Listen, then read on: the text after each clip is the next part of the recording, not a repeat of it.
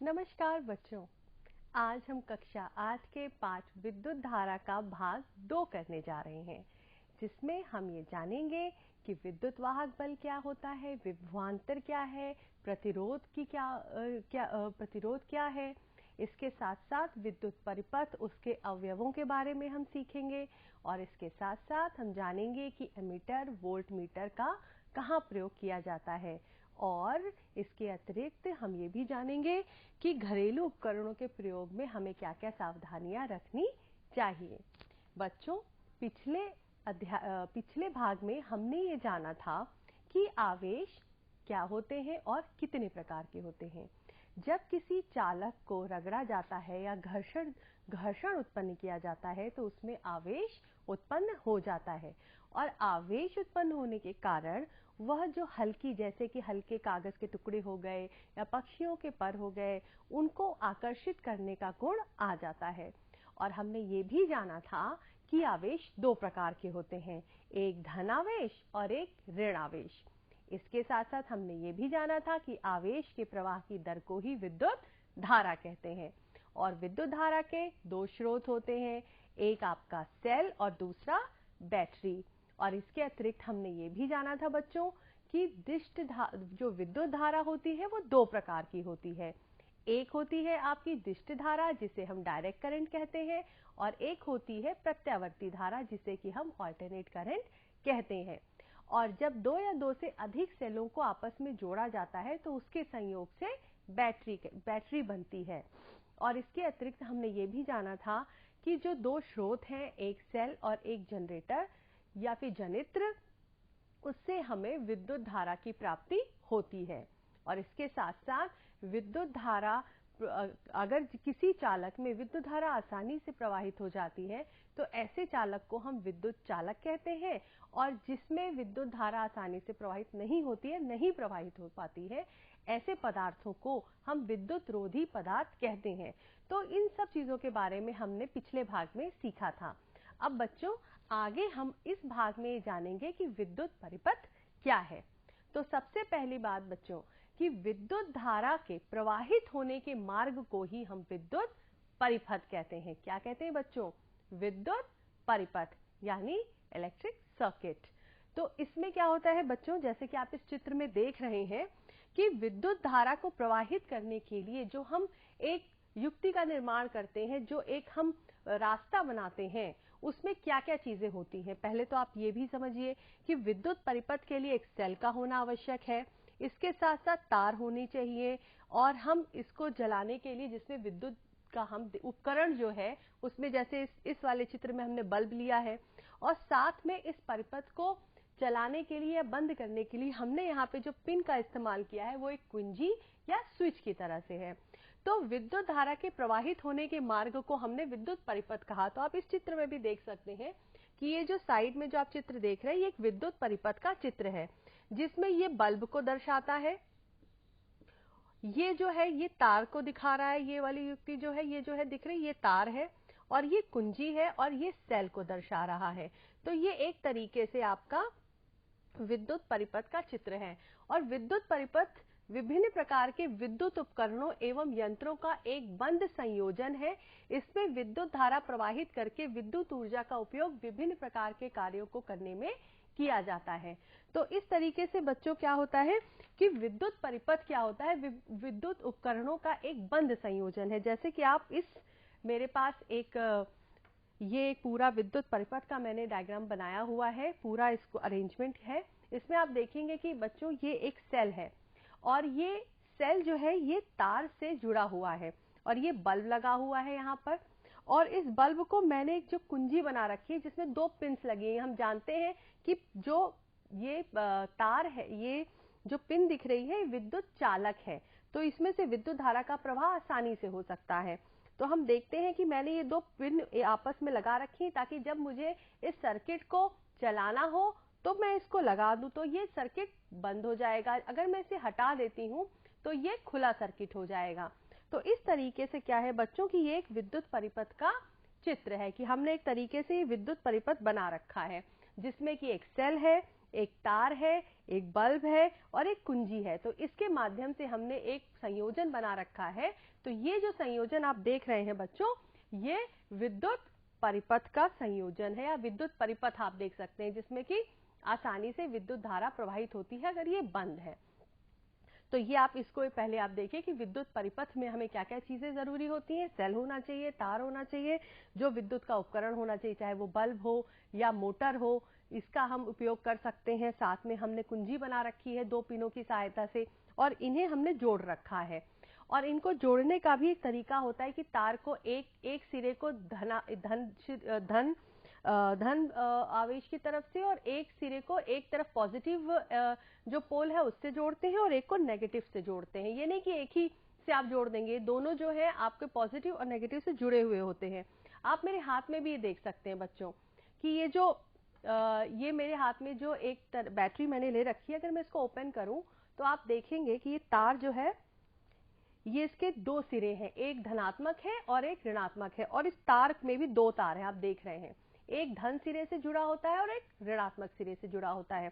तो इसमें आप देखेंगे कि पूरा सॉकेट इस तरह से बना हुआ है कि इसको किस में फिट करना है। छोटे वाले में हम ये वाला सिरा लगाएंगे और इस वाले में ये लगाएंगे। तो इसका मतलब है पॉजिटिव और नेगेटिव का पूरा इन्होंने दे रखा है कि अगर सेल का पॉजिटिव है तो वो इस तार के पॉजिटिव से हम जोड़ देते हैं और इसके नेगेटिव से जोड़ देते हैं। तो इस तरीके से जब हम इसको युक्ति को लगाते हैं और जब हम किसी उपकरण में इसको लगाएंगे तो वो जलने लगेगा, क्योंकि इसमें क्या है, हमने पूरा सर्किट तैयार कर दिया। पॉजिटिव को नेगेटिव से जोड़ दिया, नेगेटिव को पॉजिटिव से जोड़ दिया गया। अब इसको अगर हम किसी बल्ब के साथ लगाते हैं तो वो बल्ब जलने लगेगा, जो कि अभी मैं आपको आगे दिखाऊंगी। तो सबसे पहले बात हुई परिपथ की, तो ये एक आपका विद्युत परिपथ का पूरा चित्र है। अब बच्चों हम इसमें देखते हैं कि विद्युत परिपथ विद्युत धारा के प्रवाहित होने के मार्ग को ही हम विद्युत परिपथ कहते हैं। और विद्युत परिपथ विभिन्न प्रकार के विद्युत उपकरणों एवं यंत्रों का एक बंद संयोजन है, जिसमें हम विद्युत धारा प्रवाहित करते हैं और विद्युत ऊर्जा का उपयोग करते हैं विभिन्न कार्यों को करने में। उसके बाद बच्चों के विभिन्न विद्युत उपकरण कौन कौन से हैं और उनका संकेत क्या क्या होता है। तो आइए इसमें देखते हैं। ये जो पहला आप देख रहे हैं ये विद्युत सेल को दर्शाता है, जिसमें एक पॉजिटिव और एक नेगेटिव जो हम दर्शा रहे हैं चिन्हों के माध्यम से। तो ये जो पहला उपकरण है ये विद्युत सेल का है। दूसरा बैटरी, हम जानते हैं कि बैटरी जो है वो कई सारे सेलों का संयोजन है। तो इसमें हम एक सेल को कई सारे इस तरह से दिखाते हैं, दर्शाते हैं। तो बैटरी अगर हमें दिखानी हो तो कई सारे सेल का चिन्ह हम एक साथ लगाते हैं, तो ये एक तरीके से बैटरी को दर्शाता है। प्रतिरोधक तार, कोई भी तार है अगर उसमें विद्युत धारा प्रवाहित होती है तो वो तार उसका विरोध करता है, तो उसके अंदर एक प्रतिरोधक क्षमता होती है। अगर हमें प्रतिरोध को दिखाना है तो हम इस तरीके से दर्शाते हैं, ये इसका संकेत है। ये बल्ब है, आप देख के ही समझ जाएंगे कि ये बल्ब के संकेत को दर्शाता है। कुंजी हमें दिखानी है तो ये बंद कुंजी है और ये खुली हुई कुंजी का चित्र है। तो इस तरीके से हम इस तरह से संकेत दर्शा सकते हैं। एमीटर दिखाना होता है तो हम एरो इस तरह बना के ए लिख देते हैं यहाँ पर, तो ए मतलब एमीटर।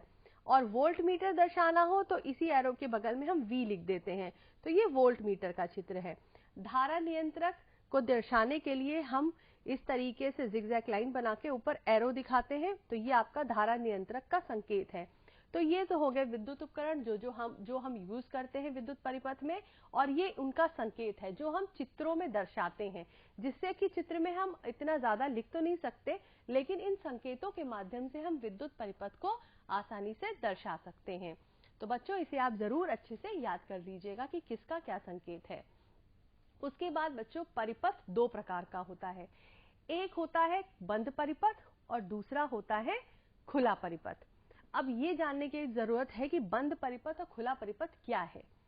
जब विद्युत धारा का प्रवाह जिस परिपथ में होता है और बल्ब जैसे यहाँ जलता हुआ दिख रहा है, तो ऐसे परिपथ को हम बंद परिपथ कहेंगे। क्या कहेंगे? बंद परिपथ, जिसमें विद्युत धारा का प्रवाह हो रहा है और विद्युत उपकरण कार्य कर रहे हैं, जैसे बल्ब जल रहा है। तो जिस परिपथ में विद्युत धारा का प्रवाह हो रहा है वो परिपथ आपका कहलाएगा बंद परिपथ। और जिस परिपथ में, इसको हम इस तरह से बल्ब को जलते हुए फॉर्म में अगर दिखा रहे हैं तो ये आपका बंद परिपथ है। लेकिन अगर जैसे इसमें बल्ब जल नहीं रहा है, क्योंकि यहाँ पे जो कुंजी है जो ये बनी हुई है, इसको हमने इससे जोड़ नहीं रखा है, इसे खुला करके रखा हुआ है, ये खुली हुई है, तो इसको हम बोलते हैं खुला परिपथ या ओपन सर्किट। लेकिन जैसे अगर हम इसको यहाँ पे लगा देंगे तो इसमें विद्युत धारा प्रवाहित होनी शुरू हो जाएगी और बल्ब जलने लगेगा। लेकिन अभी यहाँ पर ऐसा नहीं है, तो ये आपका ओपन सर्किट है। इसको क्या बोलते हैं? खुला परिपथ या ओपन सर्किट। तो बच्चों आइए अभी हम इसको एक गतिविधि के माध्यम से समझते हैं कि बंद परिपथ और खुला परिपथ क्या होता है। तो ये जो बच्चों आप देख रहे हैं, जहां पर जो ये चित्र आप देख रहे हैं, इसमें क्या है, इस चित्र में आपने देखा था कि मैंने इन दोनों कुंजियों को आपस में नहीं जोड़ा हुआ है, ये खुली हुई हैं। तो यानी इसमें आप देख रहे हैं बल्ब नहीं जल रहा है। तो ये जो आप परिपथ देख रहे हैं, इसको आप बोलेंगे खुला परिपथ। देखिए इसमें विद्युत धारा का प्रवाह नहीं हो रहा है क्योंकि पिन यहाँ से नहीं जुड़ी हुई है। लेकिन अगर जैसे ही मैं इसको पिन जोड़ती हूँ या अगर इस तरह से इसको हम बंद कर देते हैं तो बल्ब जलने लगता है। तो इसको मैं एक और आपको गतिविधि के माध्यम से दिखा सकती हूँ। जैसे इसमें मैंने बैटरी ले रखी है और ये तार है, इसको मैंने तार को इस बैटरी से जोड़ रखा है। ये तो आपके सामने खुला परिपथ है। बंद परिपथ का उदाहरण आपको दिखा रही हूँ कि इस अगर बैटरी को, इस तार को मैंने इससे जोड़ दिया है बैटरी से। ये मेरे हाथ में जो आप देख रहे हैं ये बल्ब है। जिस तरह से बड़ा बल्ब है, ये छोटा बल्ब है। अब क्या होता है, बल्ब के दोनों सिरे हैं। अगर आप ध्यान से देखेंगे तो ये बल्ब के दोनों आपको सिरे दिखाई देंगे, ये एक सिरा, ये दूसरा सिरा। अब मैं क्या करती हूँ बच्चों की, ये जो तार है, दोनों तारों को अगर मैं इस बल्ब के सिरे से जोड़ती हूँ तो बल्ब जलना शुरू हो जाएगा। अब देखिएगा ये जो दोनों तार है, इन दोनों तारों को जब बल्ब के सिरे से जोड़ा जाता है तो बल्ब जलने लगता है। तो इस प्रकार से जो ये आप संयोजन देखते हैं, ये आपका बंद होते ही बल्ब का जलना शुरू हो जाता है। एक मिनट, मैं आपको दर्शा रही हूँ कि किस तरीके से बल्ब यहाँ पे जलना शुरू हो जाएगा। तो अभी आप देखेंगे कि किस तरह से बल्ब जलता है। यहाँ पे ये आपकी युक्ति है, ये तार मैं इसमें लगा रही हूँ। एक मिनट, ये आप देखेंगे कि बल्ब जलना शुरू हो गया है। जैसे ही मैंने इस तार को बल्ब के सिरों से जोड़ा, ये बल्ब जलना शुरू हो गया। तो जैसे ही हम तार को लगाते हैं या कुंजी बंद कर देते हैं तो बल्ब जलने लगता है। आप देख रहे हैं बच्चों की इस तरह से तार मैंने हटा दिया, यानी ये खुला परिपथ हो गया। लेकिन जैसे ही तार को मैंने जोड़ दिया तो ये बंद परिपथ हो गया और बल्ब यहाँ पर जलने लग गया। तो इस तरीके से परिपथ दो प्रकार के हो गए। ये है खुला परिपथ, जब मैंने इसको अलग कर दिया। लेकिन जैसे ही मैंने इसको तार को जोड़ा, बल्ब का जलना शुरू हो गया, तो ये परिपथ आपका बंद परिपथ कहलाएगा। इसके अतिरिक्त हम एक और देख सकते हैं उदाहरण। ये मेरे हाथ में एक मोटर है। मैंने कहा था विद्युत उपकरण हम कोई भी इस्तेमाल कर सकते हैं। तो ये मैंने एक मोटर ली हुई है। इस मोटर में मैंने एक पंखा लगा रखा है। अभी क्या है बच्चों की, मोटर तार से नहीं जुड़ी हुई है, तो ये परिपथ पूर्ण नहीं है। लेकिन जैसे ही अगर इस मोटर पे मैं इस तार को लगाती हूँ तो ये तार, ये पंखा चलने लगता है। यानी जैसे ही मैं तार को जोड़ती हूँ तो ये जो आपका परिपथ है पूर्ण हो जाता है। परिपथ पूर्ण होते ही ये पंखा चलने लगता है। तो इस प्रकार से बच्चों आप देख रहे हैं कि जैसे ही आप तार को या कुंजी को जोड़ते हैं तो वो परिपथ जो है वो चलना, पूरा परिपथ बंद परिपथ हो जाता है, उसमें विद्युत धारा का प्रवाह होना शुरू हो जाता है। और अगर आप तार को हटा देते हैं तो धारा का प्रवाह नहीं होता है। तो इस प्रकार से जो परिपथ होता है बच्चों, वो आपका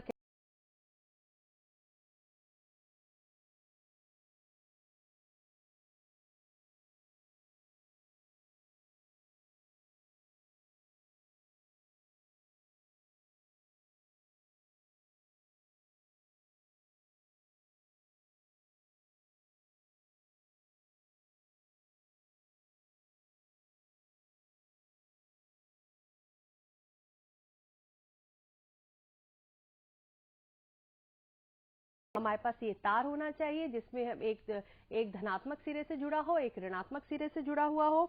और उसके साथ साथ या तो हम कभी किसी बल्ब का इस्तेमाल कर सकते हैं विद्युत उपकरण में, या हम किसी मोटर का इस्तेमाल कर सकते हैं। तो इस तरीके से बच्चों ये था हमारा दो प्रकार के परिपथ। एक हो गया बंद परिपथ और एक हो गया खुला परिपथ। तो जो बंद परिपथ है यानी उसमें विद्युत धारा का प्रवाह हो रहा है, और उसकी सहायता से जो ऊर्जा प्रवाहित होती है उसका उपयोग हम विभिन्न उपकरणों को चलाने में करते हैं। और दूसरा खुला परिपथ, उसमें धारा का प्रवाह नहीं हो रहा है। तो ये था बच्चों दो प्रकार के परिपथ। अब हम जानेंगे विद्युत वाहक बल के बारे में। तो अब बच्चों ये जो आपने पूरा परिपथ देखा, जिसमें विद्युत धारा का प्रवाह हो रहा है। तो अब किसी संपूर्ण परिपथ में 1 कूलाम आवेश को प्रवाहित करने के लिए, या 1 कूलाम आवेश जो होता है उसको सेल में 1 कूलाम आवेश प्रवाहित होने के लिए सेल से जो ऊर्जा हमें प्राप्त हो रही है, वह ऊर्जा ही सेल का विद्युत वाहक बल कहलाती है। यानी 1 कूलाम आवेश को, अगर ये पूरा आपका परिपथ है, उसमें 1 कूलाम आवेश को एक सिरे से दूसरे सिरे तक ले जाने के लिए जो ऊर्जा लग रही है, उस ऊर्जा को हम कहेंगे उस सेल का विद्युत वाहक बल। विद्युत वाहक बल को बच्चों ई से दर्शाते हैं, उसका जो संकेत है वो ई है, यानी ई जो है वो विद्युत वाहक बल का संकेत है। और विद्युत वाहक बल किसी सेल का विद्युत वाहक बल सेल द्वारा प्राप्त ऊर्जा बटा संपूर्ण परिपथ में प्रवाहित आवेश।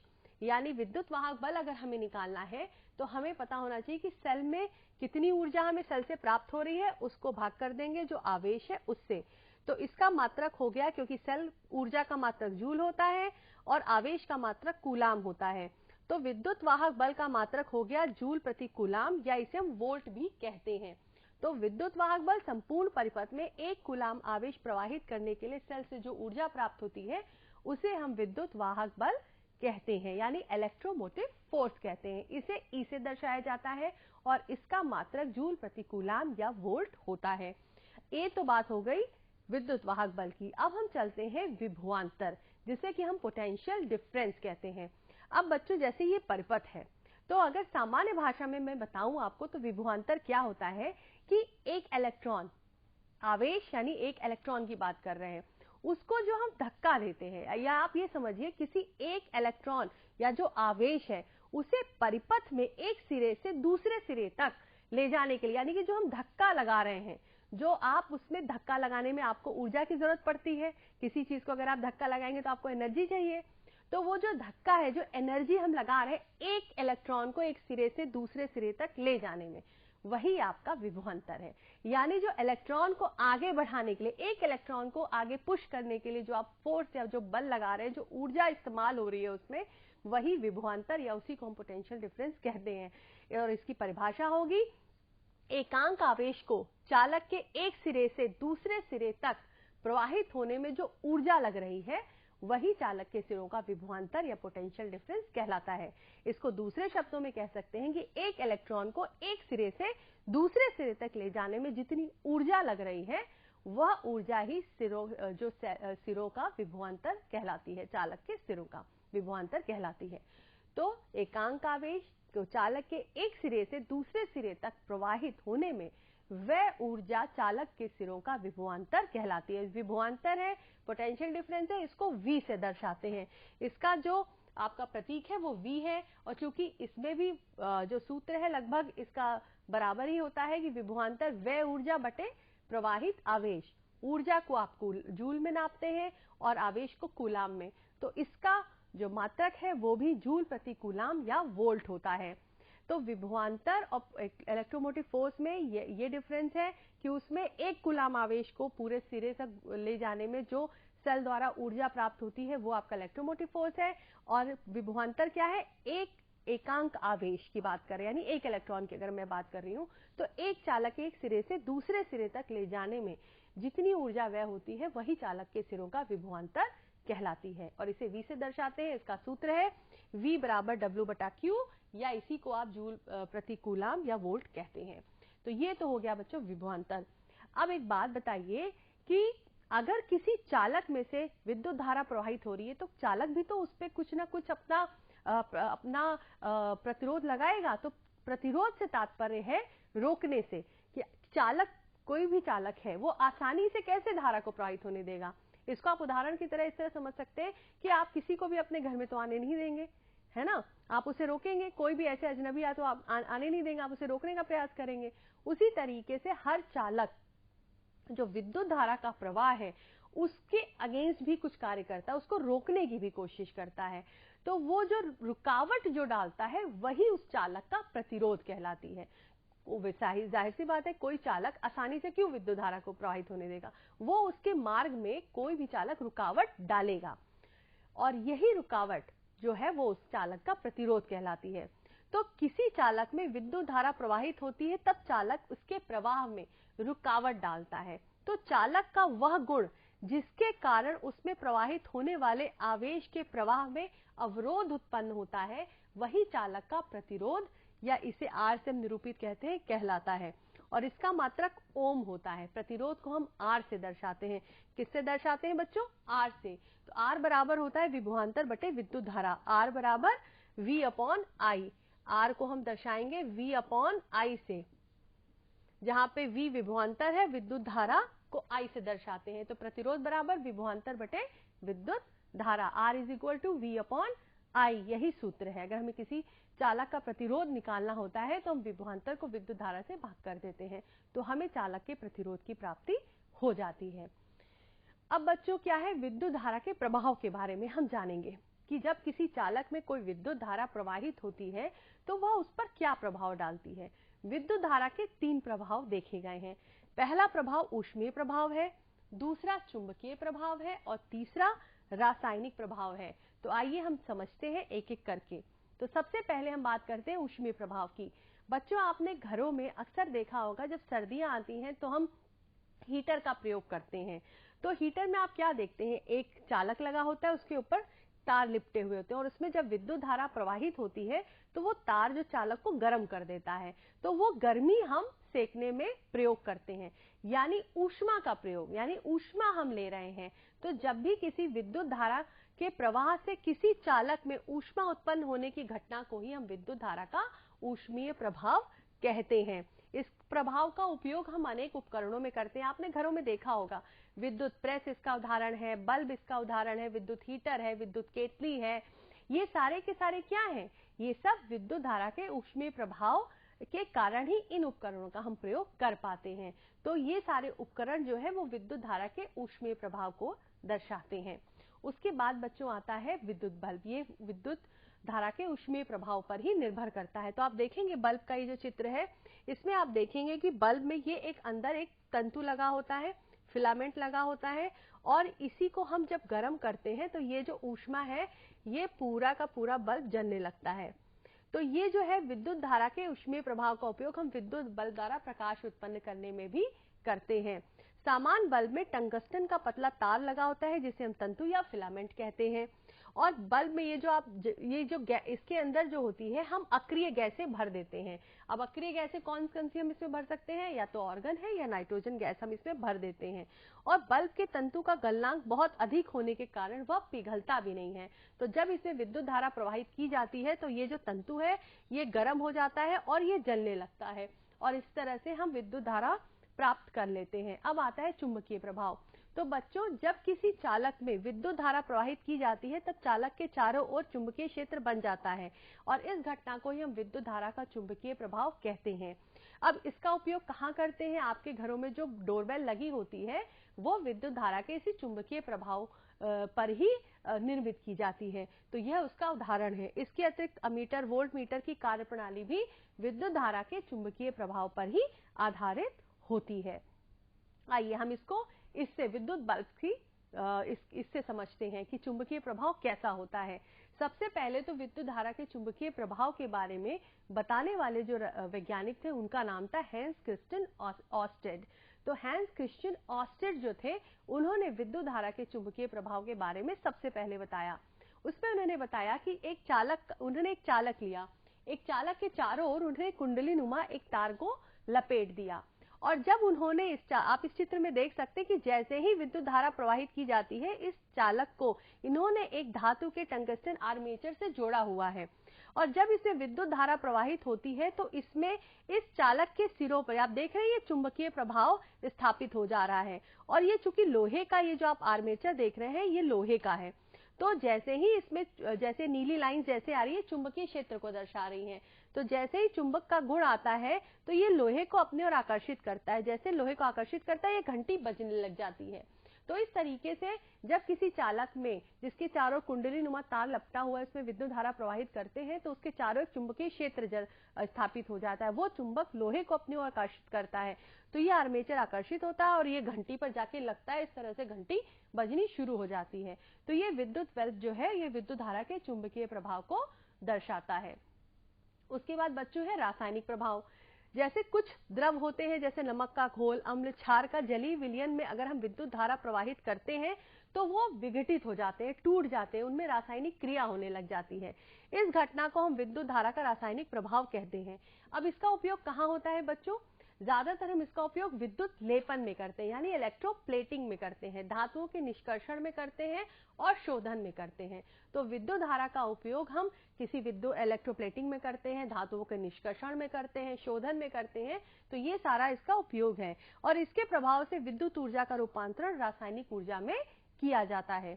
इसको हम इस चित्र से भी समझ सकते हैं, जैसे कि किसी चाबी को अगर हम उस पे कॉपर की प्लेटिंग करनी है तो हम उसको क्या करते हैं, कॉपर सल्फेट के विलयन में डाल करके विद्युत धारा प्रवाहित करना शुरू कर देते हैं। तो कॉपर जो होता है वो जा करके इस पूरी चाबी पर जा करके लग जाता है, इसको प्लेटिंग कर देता है। इसी तरह से अगर हम एक चम्मच पे चांदी की प्लेटिंग करानी है तो उसमें हम सिल्वर नाइट्रेट के विलयन में हम चम्मच को डिप कर देते हैं और फिर विद्युत धारा प्रवाहित करते हैं। तो क्या होता है, उस चम्मच पर चांदी की परत चढ़ जाती है। तो बर्तनों पे जो कलाई होती है या प्लेटिंग होती है वो इसी रासायनिक प्रभाव के द्वारा होती है। तो इस तरीके से विद्युत धारा का ये जो इलेक्ट्रोप्लेटिंग है ये उसका एक अनुप्रयोग है या एप्लीकेशन है। तो बच्चों ये हमने जाना विद्युत धारा के 3 प्रभाव के बारे में।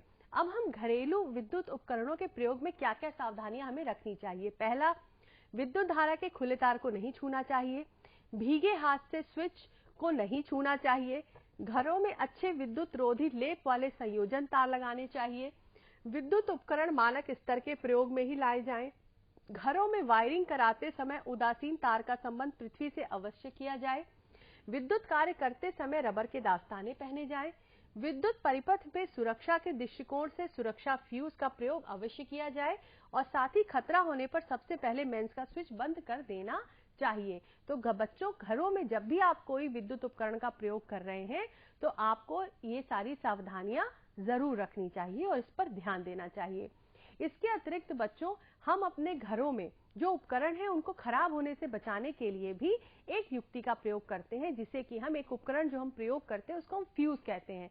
आप इस चित्र में देख रहे होंगे कि पुराने घरों में इस तरह के फ्यूज लगा करते थे कि जब कभी घर में बहुत ज्यादा लाइट आ जाती थी तो ये जो इस फ्यूज में एक तार होता है इसका गलनांक बहुत कम होता है, तो ये तार क्या होता है, टूट जाता था।